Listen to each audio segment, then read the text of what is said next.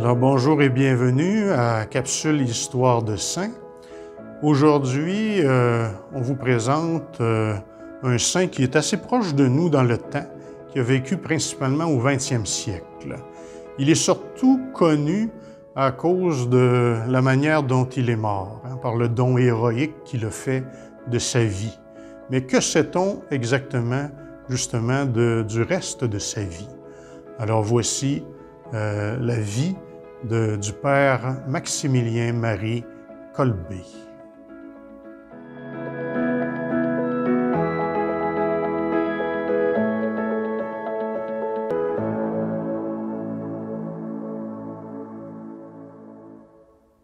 Alors, Raymond Kolbe, de son nom de baptême, naît au début 1894 en Pologne. Ses parents sont de modestes tisserands. Enfant, il est d'un naturel vif et têtu. Il déplace de l'air, comme on dit, éprouvant la patience de sa mère. Un jour, agacé par le caractère turbulent de son fils, sa mère s'écrie « Mon pauvre enfant, qu'est-ce que tu vas devenir? » Attristé par cette remarque, le jeune Raymond court se réfugier auprès de l'autel de la Vierge Marie pour s'adresser à elle. C'est alors qu'il aurait eu une vision de la Vierge de Częstochowa, la Vierge noire de Pologne, qui lui aurait montré deux couronnes, une couronne blanche, signifiant la pureté, et une couronne rouge, symbolisant le martyre, et lui demandant de choisir. Il choisit les deux, s'engageant à devenir chaque jour meilleur. Alors qu'il est étudiant, se pose à lui la question du sacerdoce. Voyant des franciscains passer dans sa ville, il décide de les suivre pour entrer au noviciat de leur communauté religieuse. On est en 1907. Il devient frère Maximilien-Marie, donc de son nom de religieux. Il prononcera ses vœux définitifs à la fête de la Toussaint 1914. Brillant étudiant en philosophie et en théologie, sa communauté l'envoie à Rome pour les études préparatoires au sacerdoce. Il est ordonné prêtre en avril 1918 et obtient aussi un doctorat en théologie en 1919. En 1917, à Rome, alors qu'il est encore étudiant, il fonde la Mission de l'Immaculée, une association de fidèles qui a pour but de mieux faire connaître et aimer le Christ en passant par le don total de sa personne à l'Immaculée, la Vierge Marie, pour devenir un instrument entre ses mains. Il va créer également en 1922 le journal « Le Chevalier de l'Immaculée ». En 1927, il va fonder à Niepokalanów la Cité de l'Immaculée, à environ 40 km de Varsovie, qui comptera jusqu'à près de 800 religieux.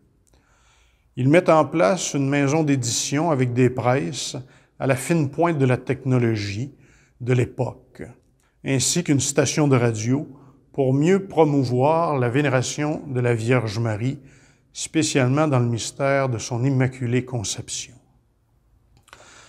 En 1930, il entreprend le même apostolat au Japon avec 4 frères, où en 1931, et malgré la maladie, il est atteint de tuberculose, il va en souffrir d'ailleurs toute sa vie, il fonde une nouvelle cité de Marie près de Nagasaki. Il fait construire le couvent le dos tourné à la ville.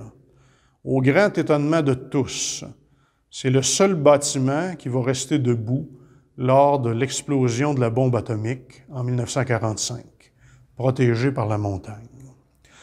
En 1932, le père Kolbe part aux Indes avec la même mission, mais avec moins de succès. Il revient en Pologne vers 1935 et fonde et imprime le Petit Journal, qui, durant la Deuxième Guerre mondiale, entrera en résistance contre le nazisme. Le père Kolbe priait souvent devant le Saint-Sacrement, confiant les intentions des lecteurs et donateurs du journal au Seigneur. L'intensité de son recueillement va impressionner ses proches, collaborateurs, qui vont dire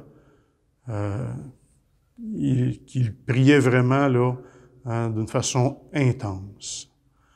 Homme fraternel, il était joyeux. Il aimait raconter des blagues, spécialement aux malades à l'infirmerie pour les détendre. En 1939, avec plusieurs autres membres du clergé polonais, il est arrêté et battu une première fois, puis libéré le 8 décembre, jour de l'Immaculée. Le 17 février 1941, il est arrêté par la Gestapo, la police secrète nazie, et il est violemment battu. Le 28 mai, il est transféré au camp de concentration d'Auschwitz, en Pologne. Malgré sa santé diminuée, il travaille sans se plaindre et ne perd pas une occasion d'aider les autres détenus. En juillet 1941, un prisonnier du bloc 14, où se trouve le père Kolbe, s'échappe. En représailles, le commandant SS ordonne que 10 prisonniers du bloc soient condamnés à mourir de faim et de soif. Parmi eux, un père de famille qui s'écrie « Ô ma pauvre femme et mes enfants, que je ne reverrai plus ». Le père Maximilien s'offre alors pour prendre sa place. « Qui es-tu » lui demande l'officier. « Un prêtre catholique », répond Maximilien. Stupéfait, le commandant garde d'abord le silence, puis accepte la proposition héroïque. Puis se produit un autre miracle. Du bloc des condamnés ne s'élèvent plus comme d'habitude des cris de désespoir, mais bientôt des cantiques, des psaumes et des prières qui s'étendent même à d'autres blocs de prisonniers. Le père Kolbe, avec une grande sérénité, accompagne dans leurs derniers moments les 9 autres condamnés et le 14 août, veille de la fête de l'Assomption de Marie, les gardes entrent pour l'achever avec une piqûre mortelle. Il tend lui-même son bras et dit à celui qui le pique, « Ave Maria ». Celui qui le pique est incapable de soutenir son regard. Le lendemain, son corps fut porté au four crématoire et brûlé.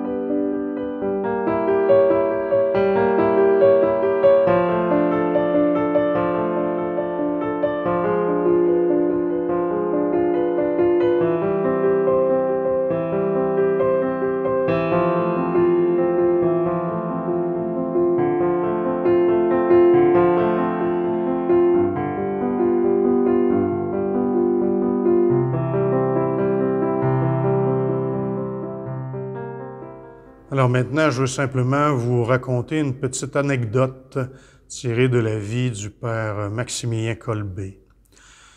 Vers 1926, au couvent polonais franciscain de Grodno, alors le père Kolbe ne cessait de développer l'imprimerie et d'augmenter les chiffres de ses tirages de revues missionnaires.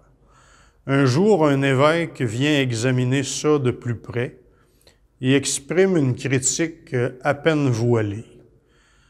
Il dit « Cher Père, je me demande bien que ferait saint François, c'est en parlant de saint François d'Assise, le fondateur, s'il voyait ces coûteuses machines. » Et le père Kolbe de répondre « Eh bien, Monseigneur, il relèverait ses manches et il se mettrait au travail avec nous. » Le père Kolbe avait souvent de ses réponses, il était très vif d'esprit, il avait un grand sens de l'humour.